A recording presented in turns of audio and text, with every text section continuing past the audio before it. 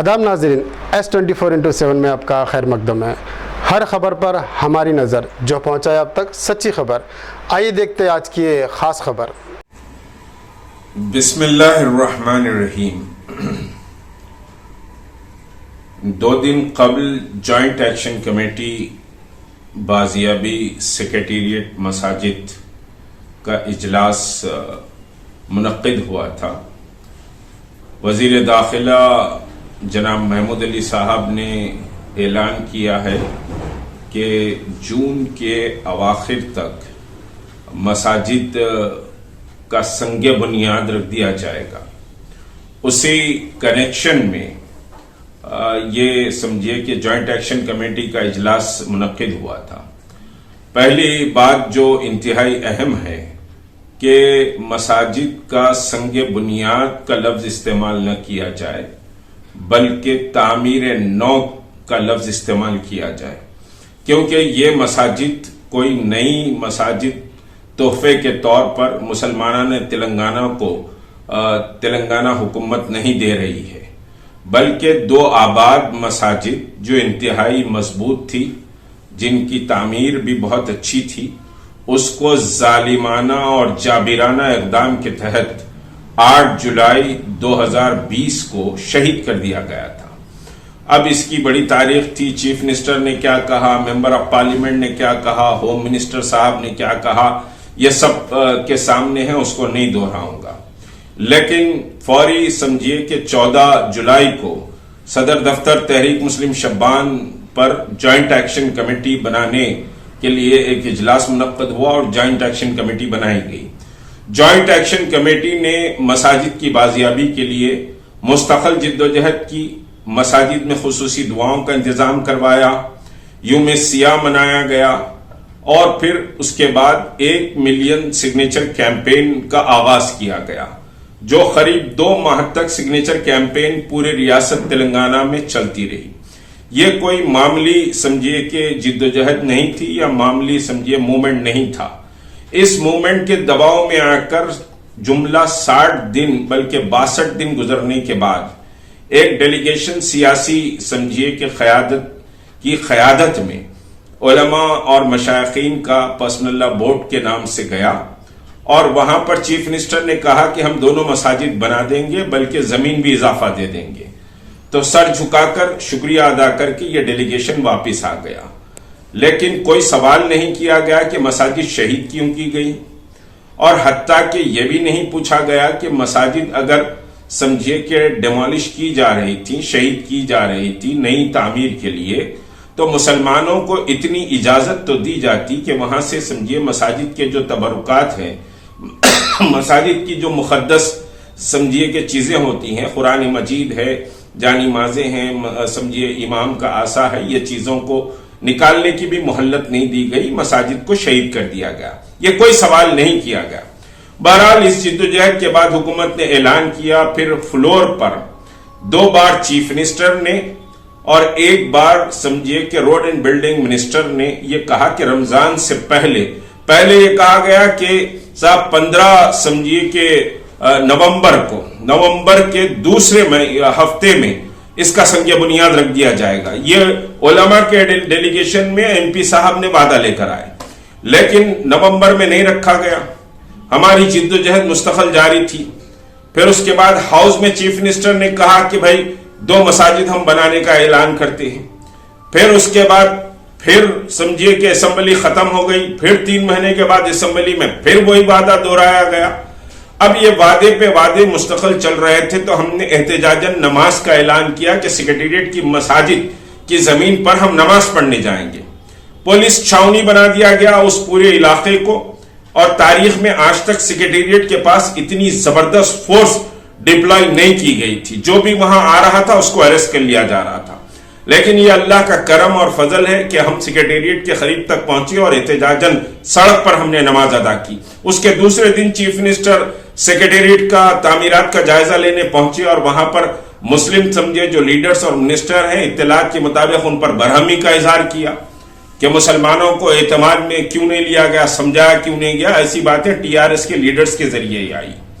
پھر اس کے بعد سمجھیے اس کے دوسرے دن 3 मिनिस्टर्स ने मीटिंग रखी, फिर उसके बाद उस मीटिंग में बड़ी समझिए कि झड़वाड़ा किया गया, बड़ा समझिए कि तूफान मचाया गया मेरे जाने से।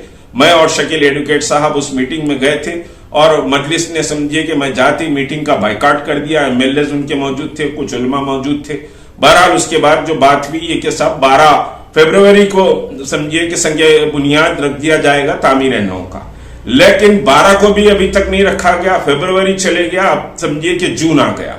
अब जून के महीने में होम मिनिस्टर ने फिर वादा किया कि हम जून के आखिर में रखेंगे। ये 5वां या 6वां वादा हुकूमत का है। और एक बात बता दूं कि हमने डेडलाइन दी है जुलाई की 8 तारीख को, क्योंकि 8 जुलाई को मसाजिद शहीद की गई थी। 1 साल होने आ रहा है हुकूमत गाजिबाना तौर पर मसाजिद की जमीन पर कब्जा की हुई है, क्योंकि ये जमीन मसाजिद की जो जमीन है वो हुकूमत तेलंगाना की जमीन नहीं है। बार बार ये बात मैं बतलाते आया हूं कि ये जमीन वक्फ के तहत है, ये नोटिफाइड गजीब वक्फ प्रॉपर्टी है। तो वक्फ बोर्ड को भी ये तौफीक नहीं हुई कि अपनी जमीनें वापस ले। वक्फ बोर्ड को ये तौफीक नहीं हुई कि हुकूमत से सवाल करें कि भाई तुमने मस्जिदों को क्यों गिराया, ये मस्जिदें वक्फ बोर्ड के तहत थी। बहरहाल समझिए कि अजीब दास्तां है, गुलामों का एक दौर चल रहा है, दरबारियों का दौर चल रहा है। और ये दरबारी समझिए कि ऐसे लोग हैं, मैं देख रहा हूं कि होम मिनिस्टर साहब के दरबार में जाकर उनको शालपोशी और समझिए शुक्रिया अदा कर रहे हैं और उनको फूलों के गुलदस्ते दे रहे हैं कि साहब हम शुक्रिया अदा करते हैं। मस्जिद किस बात का शुक्रिया अदा करते हैं मेरे भाई? मसाजिद को शहीद किया गया, मसाजिद की तामीर नौ होना है। और आप जाकर समझिए कि अच्छा तुम मेरी पॉकेट मार दिए थे, अब जो है सो वापिस करने के लिए तारीख तय करे हैं, मैं आपका बहुत शुक्रगुजार हूं। ये कौन सी बात हुई? ये तो मुजरिम है, इनको सजा मिलनी चाहिए। तेलंगाना हुकूमत को मसाजिद की शहादत पर सजा मिलनी चाहिए थी। उनसे सवाल किया जाना था कि ये इलीगल समझिए कि आपने डेमोलिशन कैसा किया। और एक बात बताऊं कि जो मसाजिद शहीद हुई हैं, तमाम सियासी जमातें इंक्लूडिंग मजलिस इत्तेहादुल मुस्लिमीन, सबको मसाजिद की शहादत की पहले से इत्तिला थी। आप समझिए कि असेंबली का रिकॉर्ड उठा लीजिए, फ्लोर पर समझिए कि मजलिस के फ्लोर लीडर ने कहा कि वहां 2 मसाजिद हैं, उसका ख्याल रखा जाए। नंबर 1। नंबर 2 ये कि मसाजिद के शहादत का जो समझिए फैसला है वो तेलंगाना कैबिनेट ने किया है, और कैबिनेट के फैसले से पहले म्युनिसिपल कॉर्पोरेशन, पुलिस, R&B, ये सब के पास से होती हुई फाइल सबके अप्रूवल के बाद कैबिनेट पहुंची। और फिर म्युनिसिपल कॉर्पोरेशन में तो काउंसलर्स हैं और फिर वहां की कमेटियों में काउंसलर्स हैं, तो आपको कैसे इत्तला नहीं थी? आपको भी मसाजिद के शहादत की इत्तला थी, लेकिन मुजरिमाना समझिए के साथ अमल किया गया है। मसाजिद की शहादत पर खामोश बैठा गया है, फिर ट्वीट खेला गया, और आज तक समझिए कि मसाजिद की शहादत पर दोबारा मस्जिद की तामीर के वादे खिलाफियों पर कोई जबान समझिए कि नहीं खुली। तो बहरहाल उस पर मैं नहीं जाऊंगा।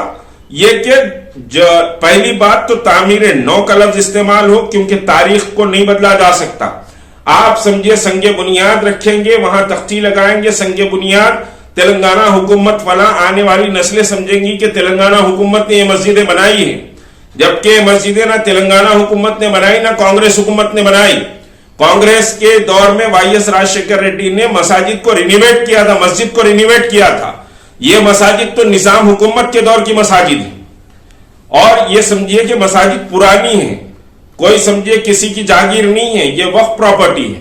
तो वहां तामीर नौ का लफ्ज इस्तेमाल किया जाए, नंबर 1। नंबर 2, 2 रकत नमाज की अदायगी के साथ तामीर नौ का आगाज होना चाहिए। जो भी समझिए कि आप उलमा आएंगे वहां पर 2 रकत नमाज अदा करेंगे, उसका इंतजाम हुकूमत करे। इसको सियासी तकरीब न बनाए, सियासी तमाशा न बनाए। ये मस्जिद है, यहां पर 2 रकत नमाज अदा होनी चाहिए। 1 साल से नमाज अदा नहीं हुई है, और उसके बाद नमाज को रेगुलर वहां पर समझिए कि जो भी लोग काम कर रहे हैं वहां पर, वो लोग वहां पर जो मुसलमान हैं वो नमाज समझिए वहां अदा करेंगे, उसका परमिशन होना चाहिए। और अगर के इख्तिताम तक ये तकरीब तामीर नौ की तकरीब मुनक्कद नहीं होती है तो 8 जुलाई डेडलाइन हम दे रहे हैं, और ऑलरेडी ये बात हम समझिए हुकूमत के ऐलान से पहले डेडलाइन दी जा चुकी है जॉइंट एक्शन कमेटी की जानिब से। तो 8 जुलाई डेडलाइन है, 8 जुलाई को समझिए फैसला होगा کہ کیا اس مساجد کے سمجھے کہ بازیابی کے لیے، ریسٹوریشن کے لیے، دوبارہ ریبلڈ کرنے کے لیے، تعمیر نو کے لیے کیا اقدامات کیے جائیں ریاست کی پیمانے پر. اور تلنگانہ حکومت کو بہت مہنگا پڑے گا اگر اب سمجھے کہ زبان سے مکر جاتی ہے. کوئی بہانے اور ہیلے بازی اگر اب آتی ہے تو اس کو تلنگانہ کے مسلمان برداشت نہیں کریں گے. اور اس تحریک کو جوائنٹ ایکشن کمیٹی نے ملک گیر تحریک بنایا ہے.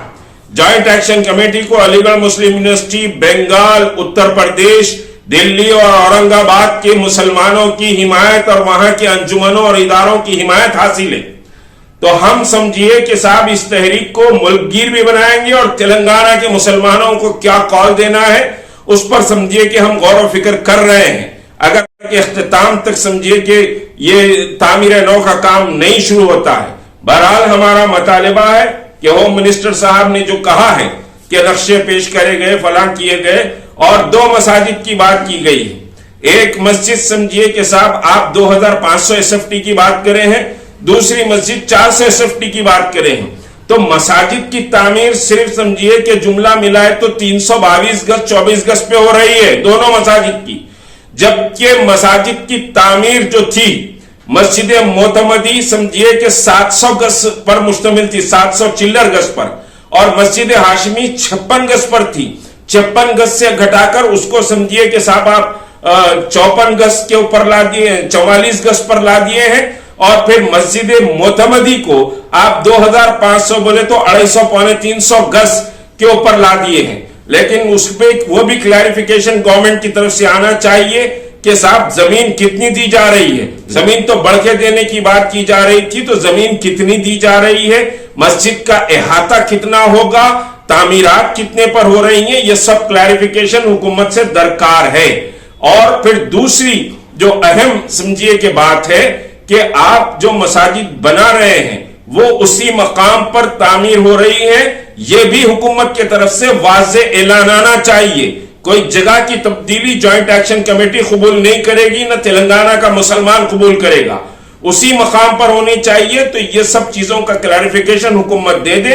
اور اگر سمجھیے کہ جون کے اواخر تک نہیں رکھتے ہیں تو پھر 8 جولائی کو ہمارے فیصلے کا انتظار کریں. السلام علیکم ورحمۃ اللہ وبرکاتہ.